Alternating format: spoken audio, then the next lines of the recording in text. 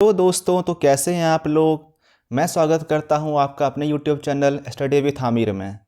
जैसा आप लोग फ्रंट पेज देख रहे हैं, CUET UG 2025 के बारे में आज मैं क्लास लेने जा रहा हूं। यहाँ हम समझेंगे कि CUET UG होता किस लिए है और इसका शुरुआत कब हुआ था और कौन सी ऑर्गेनाइजेशन इसका एग्ज़ाम लेती है। तो CUET UG mainly class 12th के बच्चों के लिए एग्ज़ाम लिया जाता है। जो बच्चे कॉलेज में जाने के लिए डिज़ायरेबल होते हैं, इच्छुक होते हैं, उन लोगों के लिए ये एग्ज़ाम लिया जाता है। और इसका अगर हम बात करें कि ये एग्ज़ाम कराता कौन है, तो ये एग्ज़ाम NTA कराता है, जिसका फुल फॉर्म है नेशनल टेस्टिंग एजेंसी। ये एजेंसी मिनिस्ट्री ऑफ एजुकेशन के अंडर काम करती है, जो कि अभी हाल में पार्लियामेंट द्वारा बनाया गया एजेंसी था ये, जो कि ऑल इंडिया लेवल पर एग्ज़ाम कराती हैं। तो चलिए हम आगे बढ़ते हैं और देखते हैं कि CUET होता क्या है और इसमें किस तरह से काम होता है। तो अगर हम बात करें CUET को, तो पहली बार इसको 2022 में इंट्रोड्यूस किया गया था by the NTA national testing agency. इसका मेनली काम था कि UG के जो भी क्लासेस होते हैं, UG के जो भी डिग्रियां होती है सेंट्रल यूनिवर्सिटीज़ में, उन सब के लिए ये एग्ज़ाम लेती हैं। और एक ये कॉमन एग्ज़ाम होता है और ये एग्ज़ाम पैन इंडिया लेवल यानी कि ऑल इंडिया लेवल पर ये एग्ज़ाम कराया जाता है। इसके तहत सब बच्चों को, चाहे वो जनरल क्लास के हो, बैकवर्ड हो, SC ST हो, सभी को एक इक्वल प्लेटफॉर्म पर लाने का प्रयास किया जाता है, जिसके तहत हर किसी को इक्वली मौका मिले। पहले इसे central universities common entrance test CUCET के नाम से जानते थे 2010 तक। इसके तहत फिर इसको 2025 में CUET UG के नाम से जाना जाने लगा था और ये एक प्रकार का कंप्यूटर बेस्ड टेस्ट होता है, जो कि इस बार मई एग्ज़ाम में कराया जाएगा। और हम इसमें जानने का प्रयास करते हैं कि इस एग्ज़ाम को कौन कौन लोग दे सकते हैं और उसकी एलिजिबिलिटी क्या होती है। अगर हम बात करें सामान्य बच्चों के, सामान्य जो उम्मीदवार हैं उनके, तो उनके लिए 50% मार्क्स डिमांड किया है NTA ने, यानी क्लास 12 में उन्हें मिनिमम 50% मार्क्स आना चाहिए। और जो बच्चे SC ST से बिलोंग करते हैं उन्हें मिनिमम 45% मार्क्स आना चाहिए। यानी कि ये क्राइटेरिया डिसाइड किया गया है बाय NTA। यदि आपको कॉलेज में एडमिशन लेना है, आपको एग्ज़ाम क्वालिफाई करना है, तो आपको मिनिमम इतना मार्क्स लाने होंगे क्लास 12 में, तभी आप एंट्रेंस में बैठ सकते हैं। अगर अब हम बात करते हैं CUET एग्ज़ाम का स्ट्रक्चर क्या होगा, यानी उसकी संरचना क्या है, क्या प्रीफेज होगा, किस तरह से मॉड्यूल रेडी किया गया है बाय NTA। तो CUET UG है एक कॉम्प्रिहेंसिव सिलेक्शन ऑफ़र करता है, यानी इसके तहत आप लैंग्वेज एग्ज़ाम देंगे, आप डोमेन एग्ज़ाम देंगे और आप GAT यानी जनरल एप्टीट्यूड टेस्ट, जिसे कि 2024 तक GT नाम से बुलाया जाता था, यानी कि जनरल टेस्ट।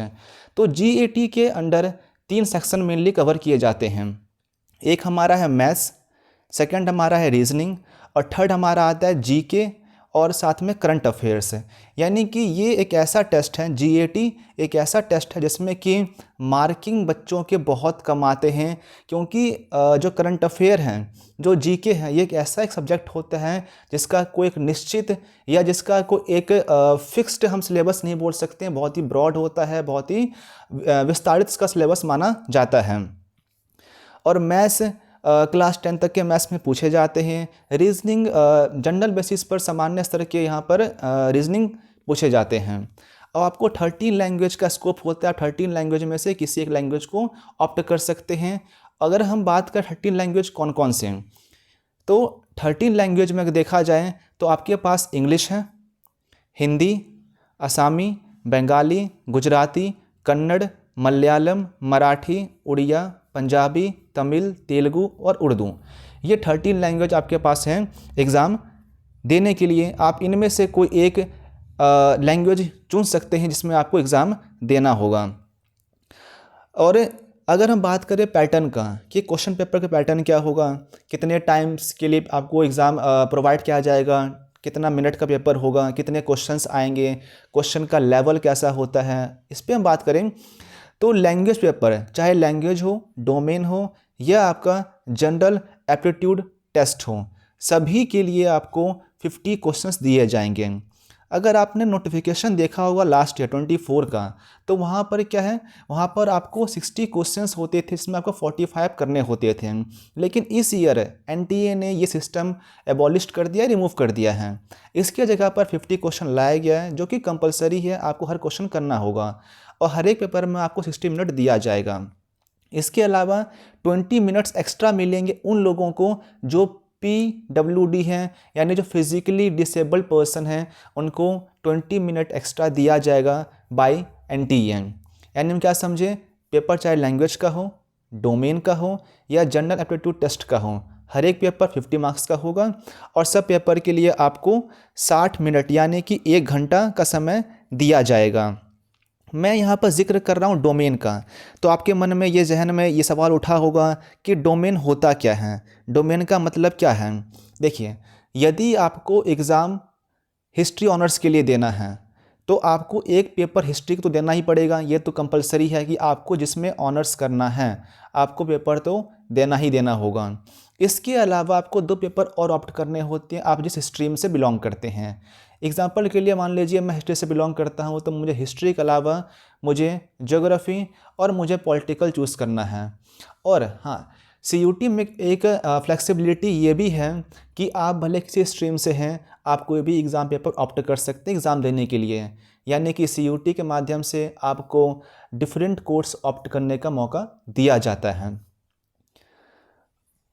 अगर हम अब बात करें मार्किंग स्कीम का कि कितने मार्क्स मिलेंगे हर एक क्वेश्चन सही करने पे, क्या इसमें नेगेटिव मार्किंग है या हमने कोई भी क्वेश्चन अटैम्प्ट नहीं किया तो उसके ऊपर क्या प्रोविजंस अप्लाइड होंगे।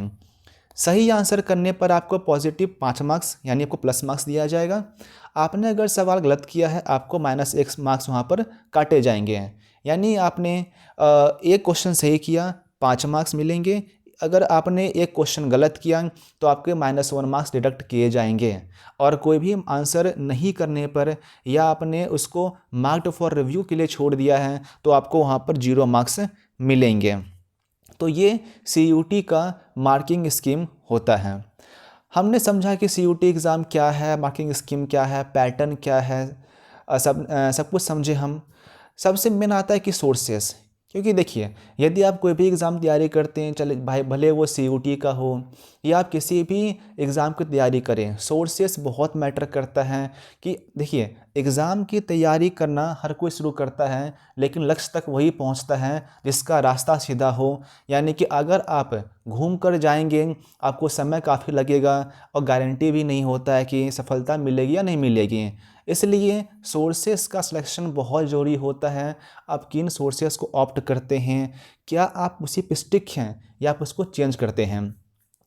तो जो NTA का पेपर अगर आप एक बार एनालाइज करेंगे, देखेंगे, तो आपको मालूम चलेगा कि NTA जो है सिर्फ NCERT से ही सवाल पूछ रहा है, कोई और उसके लिए बुक मैटर नहीं करता है। यदि बच्चा NCERT को बाय हार्ट बाय लाइन पढ़ के जाता है तो ये एश्योर्ड है कि वो अच्छे परसेंटेज मार्क्स लेकर आएगा। आर्ट्स के लिए तो हिस्ट्री के 3 किताब हैं, ज्योग्राफी के 2 बुक्स हैं, पॉलिटिकल साइंस के भी 2 बुक हैं, तो आप इन किताब को रेफ़र कीजिए। साइंस के लिए फिजिक्स के 2 बुक, केमिस्ट्री के 2 बुक, बायोलॉजी का 1 बुक है। और अगर हम बात करते हैं कॉमर्स सेक्शंस में तो मैथ्स के 2 किताबें हैं, यहाँ पर अकाउंटेंसी है, बिजनेस है। यहाँ भी आप देखेंगे कि इकोनॉमिक्स के 2 किताबें हैं। तो आपको क्या समझाया मैंने कि आपको NCERT पर ही स्टिक रहना है, NCERT से इतर कोई भी रिसोर्स नहीं लेना है।